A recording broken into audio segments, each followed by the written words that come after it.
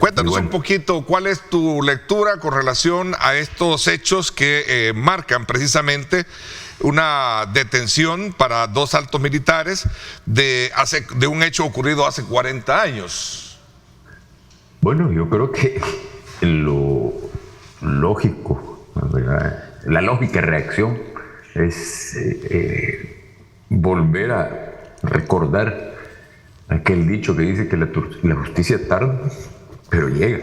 Esto es parte de un largo camino que se inició desde entonces, o desde antes incluso, cuando ocurrieron los hechos, por parte de algunas víctimas, familiares de víctimas, y que ahora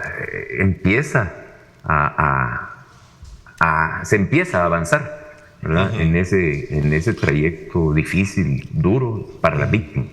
Okay. Y que es una llama de esperanza para otras víctimas también en el país. Bueno, la derrota, porque yo así le llamo, de la amnistía, o sea, del perdón para los criminales en este país, de ambos bandos, se logró el 13 de julio del 2016. Nosotros presentamos la demanda en contra de la amnistía, una segunda demanda. La primera, como ya mencionaba, la presentamos en marzo de 1993. Pero después del rechazo hicimos lo que creímos que había que hacer, que era ir preparando las condiciones para que ocurriera al final de cuentas ese decreto de inconstitucionalidad, esa sentencia de inconstitucionalidad de la amnistía. Presentamos una nueva demanda de inconstitucionalidad, acompañados del juez Garzón, ¿verdad? De varias personalidades. O sea, fue un proceso largo, ¿verdad? Pero planificado, pensado, hasta que se logró entonces en el 13 de julio del 2016 la sentencia de inconstitucionalidad. A partir de eso han transcurrido, Ernesto, más de 6 años. Y no se ha hecho nada con esa mencionada ley que planteabas, que sería parte del cumplimiento de la sentencia de inconstitucionalidad que ya mencionaba, ¿verdad? Eso no se ha hecho. Cuando la gente piensa en una ley, no se remite a algo que para mí es lo fundamental, que sea una política pública de Estado, ¿verdad? Que cumpla con los estándares establecidos en el marco de la llamada justicia transicional. A mí no me gusta llamarle así porque la gente se confunde también. Hay gente que le ha dicho justicia transaccional o transnacional. Es la justicia que se debe impartir en condiciones como las de El Salvador, que sale de una guerra, ¿verdad? Y quiere llegar a la paz y consolidar esa paz. Estuvimos con AED, con la Asociación de Excombatientes por la Democracia, en febrero creo que fue de este año, con la Comisión de Justicia y Derechos Humanos, y no pasa nada, ¿verdad? O sea, más allá del humo y de las declaraciones y de que esta nueva asamblea aquí y que esta nueva asamblea allá, más allá de eso no hay nada. Y las víctimas se siguen muriendo y los victimarios también. En el informe de la Comisión de la Verdad público aparecen 32 casos, casi más o menos similares cantidades de un bando y de otro, por responsabilidad. Entonces, este caso de los periodistas holandeses es uno de los 32 que se incluye en el informe de la Comisión de la Verdad. Ahí no solo murieron los periodistas holandeses, ahí murieron incluso un par de niños o preadolescentes entre 13 y 15 años. O sea, que utilizaba la guerrilla para tareas que no debían de haber realizado. El general Videla, ¿verdad? Juan Rafael Videla creo que se llamaba, pero Rafael Videla, sí, el nombre, que fue el presidente de la Junta Militar Argentina después del golpe de Estado de 1973 creo que fue.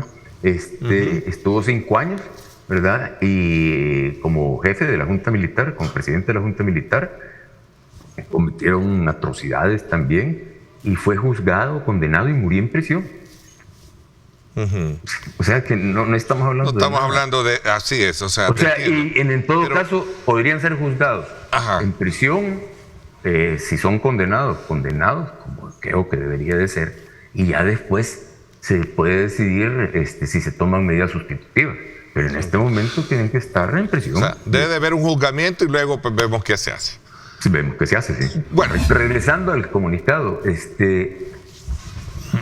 hay gente que me ha dicho que es demasiado duro, pero es que realmente es una ofensa para las víctimas el estar demandando, exigiendo, ¿verdad?, que no se violen derechos humanos de los violadores, de los responsables de atrocidades, ¿verdad?, de violaciones de derechos humanos. Y no se está violando ningún derecho. O sea, ellos alegan que fue incorrecto derogar la ley de amnistía, que se le está persiguiendo, que se le está violando derechos humanos. O sea, la amnistía es un instrumento para violar derechos humanos legítimos de las víctimas. Para mí, el nombre que le pusiera a una ley en cumplimiento de la sentencia de la Sala de lo Constitucional sobre que sacó del cuerpo normativo a la amnistía aprobada en marzo de 1993, 5 días después de la publicación del informe de la Comisión de la Verdad, eso hay que tenerlo en cuenta. O sea, para mí esa ley no debería de llamarse de reconciliación, porque se reconcilia lo que antes estaba conciliado y por algo se rompió. Yo sí creo que es importante darse cuenta de que a quien le han violado sus derechos humanos es al pueblo salvadoreño, pero estos señores alegan de que a ellos le están violando sus derechos. ¿Por qué? O sea, no se está violando el debido proceso, ni las garantías judiciales. No se les ha torturado, no se les ha desaparecido para interrogarlos, para torturarlos. O sea, se está tratando con todas las reglas del debido proceso. Entonces, si en el conflicto era de dos, ¿por qué mayoritariamente se busca más a los militares ser enjuiciados? Porque fueron los que mayoritariamente abusaron de las instituciones. La primera demanda de inconstitucionalidad con la amnistía la presentamos en abril de 1993. O sea que ya casi estamos hablando de 30 años. Y pasaron hasta el 2016, o sea, 23 años, sin que eso se moviera, ¿verdad? Insistimos e insistimos, ¿verdad? Porque la terquedad, ¿verdad?, ya se convierte en estos casos en cualidad, ¿verdad?, en un recurso y una cualidad. Logramos la inconstitucionalidad de la amnistía hace más de 6 años y que nos toca seguir insistiendo, ¿verdad?, para que se cumpla la sentencia. La impunidad no tenés que verla solo la impunidad judicial. Existe también, y esto lo decía otro chileno también, gran amigo y colega valioso, Roberto Garretón, que acaba de morir hace un par de años, un año, decía, la impunidad no es solo el rostro judicial, que es difícil de derrotar, sino que también está el rostro de la impunidad, otros 3 rostros, que son el moral. Esta gente no puede pasar como referente moral, ¿verdad?, en una sociedad, en un país. El histórico, no pueden ser los héroes de la historia del país, ¿verdad?, y el político, no pueden ser quienes dirijan el país, el cual ensangrentaron, dañaron. Entonces, en nuestro caso, de uno u otro bando, independientemente de las cantidades. Sí. Entonces, por eso digo, es un decatrón complejísimo, difícil, lleno de obstáculos, ¿verdad?, y con necesario relevo. Funes y Sánchez Serén y los gobiernos del FMLN fueron grandes obstáculos, y también la bancada del FMLN cuando estuvo, porque no cumplió con la sentencia. O sea, es parte de los grandes obstáculos. Por eso digo, tienen nombres. Hasta lágrimas recuerdo que hubo. Es que esas lágrimas yo no me las trago, ¿verdad? O sea, no, el resto, seamos prácticos y seamos así. De acuerdo. O sea, si lloras en medio de un discurso porque te quebras, o sea, si lloras en medio de un discurso porque realmente estás sintiendo desde dentro eso, o sea, te quebras. Y Mauricio Funes no se quebró, revisen los videos, no se quebró. Mi impresión, y me lo han corroborado y casi confirmado otras personas que estuvieron presentes, es eso: se está secando el sudor. Se está secando el sudor porque estaba haciendo un gran calor allá en el Mozote. Pero no se quiebra ni nada. O sea, y rápidamente recupera el habla, ¿verdad? O sea, que no es o fue premeditado, ¿verdad?, la actuación, O se estaba secando el sudor y fue casualidad que se lo secó en el momento. Insisto, el cumplimiento de la sentencia, la ley es parte del cumplimiento de la sentencia, no se ha avanzado en nada. O sea, se ha hecho show, ¿verdad? Y hay algo que es preocupante, yo no sé cuánto tiempo nos queda, pero algo que es preocupante, Ernesto, es que la Fuerza Armada ha salido más o menos limpia, entre comillas, después de todas las atrocidades que como institución cometieron, ¿verdad? Y eso abre la posibilidad, y en ese camino parece que vamos, de que vuelva a ser el instrumento para el cual enfrente el enemigo interno llamada protesta social, llamado así. Cuando la gente ya protesta, ¿verdad? Frente al alto costo de la vida, frente a las condiciones en que se encuentra, frente a una cantidad de arbitrariedades que están ocurriendo en la actualidad y que se pueden agravar. Entonces la Fuerza Armada va a volver a aparecer, como decían antes, como la reserva moral de la patria, para salvar el país. Hay una estimación, obviamente esto se da en el, digamos, como parte del resultado de la evaluación de los daños, ¿eh? Sí, justamente hemos tenido alrededor de 26 millones que necesitamos invertir en el agro salvadoreño por las pérdidas que hemos tenido. Hay que entender que hay que reponer cosecha. El gobierno no puede detener un huracán. Nosotros quisiéramos tener esas facultades, pero es imposible. Es, digamos, una decisión divina donde pasan los fenómenos naturales. Nos tocó a nosotros estar en una región sumamente vulnerable a este tipo de fenómenos, y desde hace años nosotros no teníamos un fenómeno tan fuerte como el que vimos. Digamos, a nivel de daños, los mayores daños evidentemente los tenemos en infraestructura, porque es mucho más caro, un puente más caro pues que varias manzanas de nuestros cultivos. De nuestros cultivos. Pero la mayor afectación ha sido a nivel, a nivel económico, a nivel de agricultura y ganadería, ¿no? Entonces, hoy por hoy no tenemos ningún riesgo, Ernesto, de desabastecimiento. Esto lo recalcó el ministro de Agricultura. El tema de fertilizante, hubo organizaciones ahí proambientales que estaban un poco preocupadas por el tipo de fertilizante y la contaminación que esto se tenía, ¿no?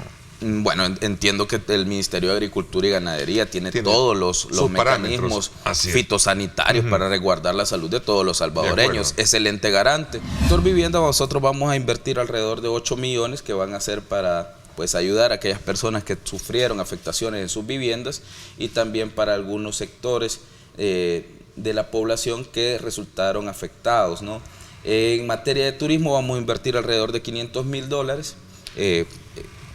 Hay pocos negocios que, si bien es cierto, tienen daños, pero son daños menores que pudieron reparar por sus propios medios, y hay algunos negocios que sí necesitan pues apoyo.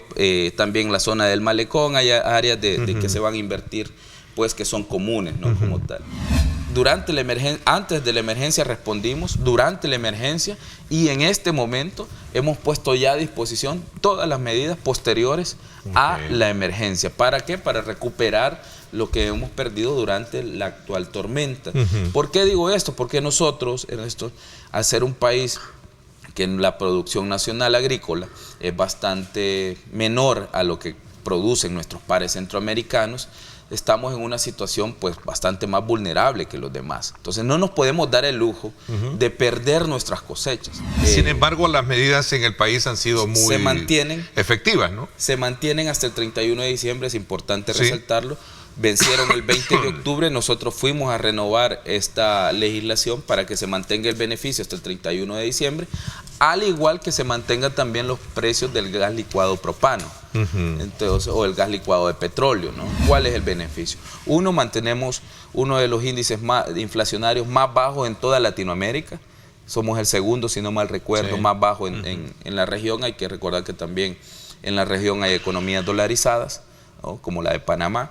Entonces, tenemos el índice más bajo en Centroamérica.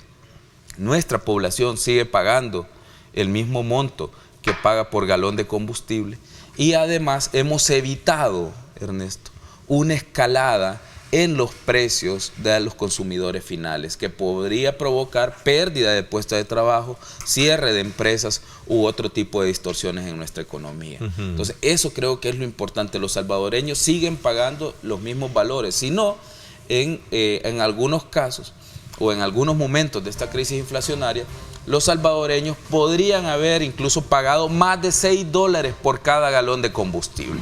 El presupuesto general del Estado para el próximo año tiene un crecimiento de un 3% nada más, Ernesto, con respecto al presupuesto que tuvimos este año, en el entendido pues que en los 8.902 millones está incluido 667 millones que son vencimiento del bono. Entonces yo veía recientemente algunas declaraciones de diputados que realmente tienen, de la oposición evidentemente, que tienen total desconocimiento y no entienden, dice, cómo es que hay una brecha de 472 y por qué debemos incluir el bono en el presupuesto del año que viene. O sea, no entiende por qué se debe incluir el pago del bono. O sea, todas las salidas y entradas de efectivo, entiéndase préstitos, donaciones y todo, deben de incorporarse al presupuesto general de la nación. No hay nada que pueda estar por fuera. Y si es una salida de una obligación financiera, pues se incluyen en las obligaciones financieras del Estado o en las obligaciones generales del Estado, ¿no? Como tal. No puedo dejar de incluir en mi presupuesto el pago de este vencimiento para el próximo año. Esas fuentes ya están seguras. A eso quería preguntarle, ministro. ¿No viene a desequilibrarnos? El pago del bono está completamente asegurado, Ernesto. Yo lo he dicho desde que asumí como ministro, ese bono se va a pagar. Vamos a pagar su valor nominal. El BESI aprobó también un programa que se llama Mi Nueva Escuela por 200 millones de dólares, con el cual se iban a intervenir pues muchas de las escuelas que están dentro de esta misma planificación. Banco Mundial también ha apoyado la estrategia pues, de intervención del gobierno del presidente Bukele a través de proyectos de primera infancia y que ha puesto a disposición también este tipo de financiamiento para la reconstrucción de escuelas. Así que está asegurado pues, que vamos a ir avanzando en materia de reconstrucción de esta infraestructura escolar. Hay que entender que vamos a tener un año pues, atípico, el próximo. Es un año de crisis en la economía global. Y por ende no podemos sobreestimar los ingresos tributarios que vamos a tener, y al tener unos ingresos tributarios, digamos, más limitados que en otros años, ¿no? O con más limitaciones que en otros años, el plan de gastos debe ser un plan de gastos más pequeño o que esté acorde con ese, digamos, escenario de crisis que se prevé para los próximos años. Mire, ministro, ya que tocó ese tema, me llama a hacerle la consulta. Se habla de un periodo de recesión fuerte que puede experimentar la economía mundial y particularmente Estados Unidos. Sí. Nuestra codependencia comercial, etcétera, podría de alguna manera, si a ellos les da eso, para nosotros puede ser neumonía, ¿no? Perdón un poco el término. Sí, sí, claro, el paralelismo que siempre se hace. Si estornudan a nosotros nos da neumonía. De hecho, ¿preparados para eso o cómo enfrentarlo? Vea, Ernesto, la verdad es evitar que nosotros tengamos un efecto si la economía estadounidense entre en recesión es imposible. Hay que, o sea, no vamos a tener las mismas afectaciones que ellos van a tener probablemente, no, pero un efecto en nuestra economía sí va a existir. Hay que recordar que el medio de pago que nosotros utilizamos es el dólar.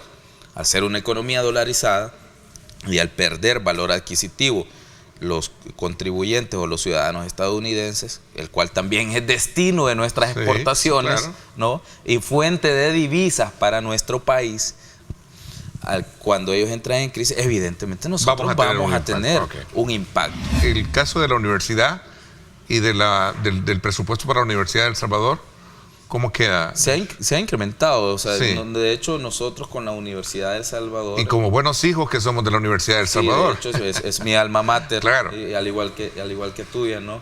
Pero se ha venido incrementando. Ahora bien, esperamos que la Universidad de El Salvador también sea más diligente en la implementación de sus propios presupuestos, ¿no? Y esperamos también que ellos den una señal también desde su lado de buscar alternativas ante las afectaciones de la crisis. O sea, yo siempre les he dicho a los implementadores de los proyectos en el gobierno que no se puede solo pedir y pedir, pues, o sea, no es que el Estado tenga una maquinita de dónde sacar todo el dinero que algunos quieren. Entonces debemos de ser muy cuidadosos con el manejo de los recursos y sobre todo pues tratar de ahorrar en aquello que se pueda ahorrar. se vence la amnistía fiscal. El 1 de noviembre es el último día que tienen todos los contribuyentes para pegarse a la amnistía fiscal. Algunos han estado preguntando si vamos a tener una ampliación del periodo de amnistía fiscal. No va a haber, Ernesto. O sea, no va a existir. Ha habido suficiente tiempo para... Ha habido suficiente tiempo. Tienen hasta el 1 de noviembre para presentarse al Ministerio de Hacienda y solicitar el plan de pagos. De hecho, hay un plan de pagos excepcional que autoriza hasta 9 cuotas más la prima, es decir, 10 cuotas para pagar. Normalmente solo te dan 6. Sin intereses, sin multas. Sin intereses, sin multas. Y así, pues, incluso aquellos que tienen casos en la Fiscalía General de la República o en el órgano judicial, pueden apegarse a la amnistía en este momento. Y así se evitan, pues, problemas. Hemos dado una ventana básicamente de 2 meses para solicitar planes de pagos, para ponerse al día con Hacienda. Si en algún momento la Policía Nacional Civil, Dios no lo quiera, pues, y tampoco yo lo deseo, pero si la Policía Nacional Civil llega a capturar a alguien, esta ha sido de verdad por propia omisión de él, porque ha tenido el tiempo necesario para ponerse al día. Y como dije, nosotros vamos a seguir utilizando todas las herramientas legales que tengamos a nuestra mano. Y si son capturas y procesos judiciales, pues tendremos que echar mano de estas herramientas, Ernesto.